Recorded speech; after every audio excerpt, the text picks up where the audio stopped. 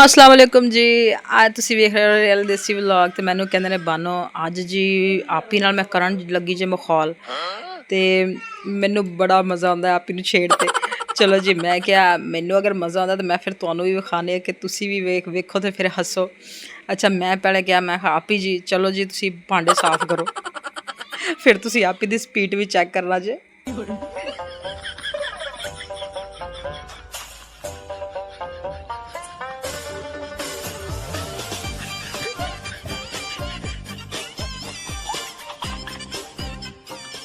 अच्छा जी आपी दी स्पीड वेख के मैनू बड़ा हासा आया जे।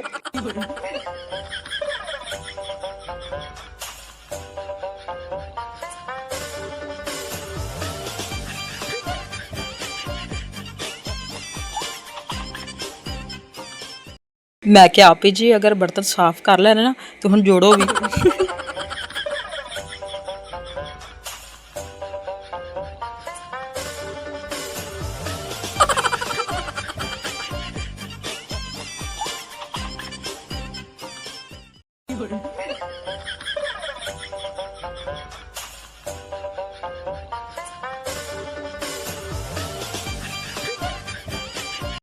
ਹੁਣ ਆਪੀ ਦਾ ਕੰਮ ਚੈੱਕ ਕਰ ਲਓ। ਆਪੀ ਨੂੰ ਤਾਲਾ ਲਾਣਾ ਨਹੀਂ ਆ ਰਿਹਾ।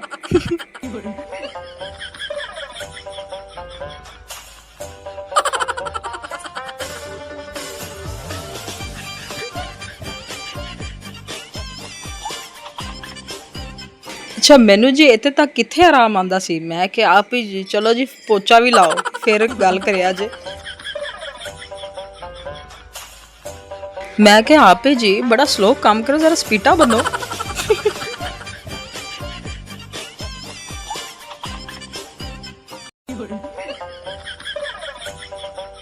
फिर तुसी पोचा लाण दी ना आप ही दी स्पीडा चेक करो।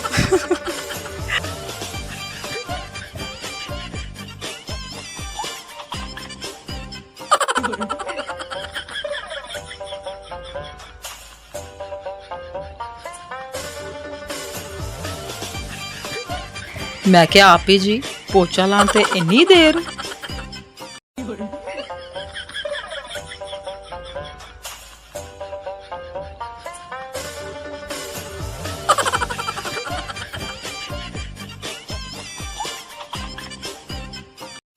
मैं क्या आप ही जी तुसी कहंदे ने ना कि मैनू ढिला काम बिल्कुल पसंद नहीं ते अज तो मैनू भी लग रहा है।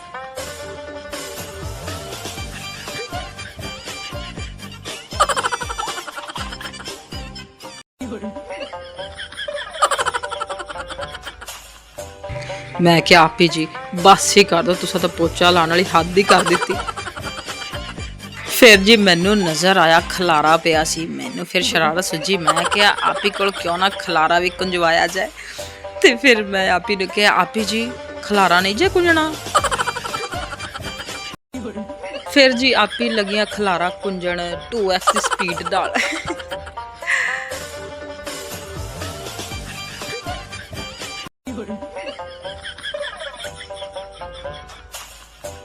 अच्छा जी आज तो मैं आपी दी सही वाट लाई है तो आज के व्लॉग सच्ची मैंने बड़ा मज़ा आया कि आपी दे काम करने तो उन्होंने स्पीडा।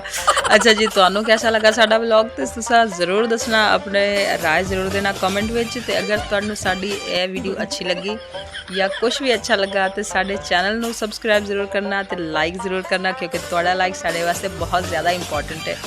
तो चलो जी मिलते हैं नैक्सट व्लॉग विच तब तक वास्ते अल्लाह हाफिज़।